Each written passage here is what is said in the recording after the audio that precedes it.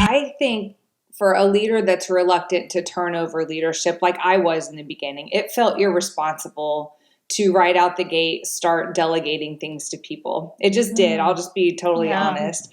It became easier to do over the years as those points of delegation were proven to be successful. But in the beginning, I'm thinking about like 2010 going into 2011, it felt frivolous to delegate. And I think to hire, even to spend the money on a hire. To spend the money on a hire, Remember, I was doing the bookkeeping back in the day, which was very much not a good use of my time. Elsie, I can remember not getting a few paychecks. Bad idea.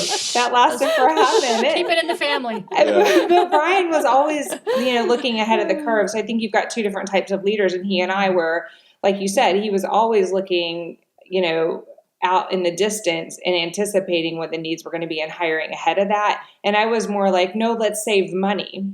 Let's not bring on an additional team member at this time. It's something we can do this.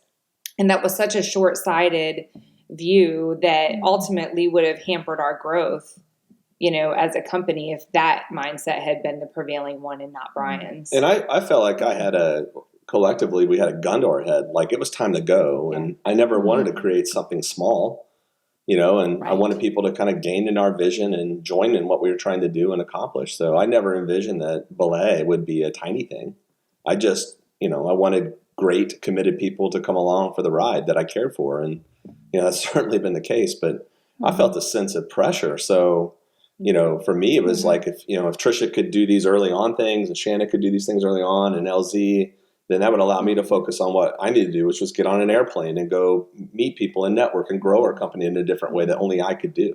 Well, I think, it's really interesting because working with both you and Shannon, you just mentioned it, Shannon. I mean, you guys kind of were coming from this from two different points of view. You didn't quite want to spend the money, and Brian, had this big vision. And so I think that really might resonate with our listeners right now, who somebody may feel like you do, Shannon. I can't spend the money to delegate.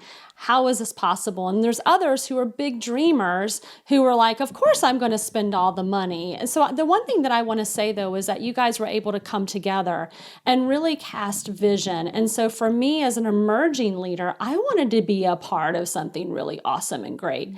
And I think that that's what you both did really, really well, is you casted vision around the idea, the business that you wanted to create. And so it was really easy for me to have passion and drive and want to work hard because I knew why I was working hard.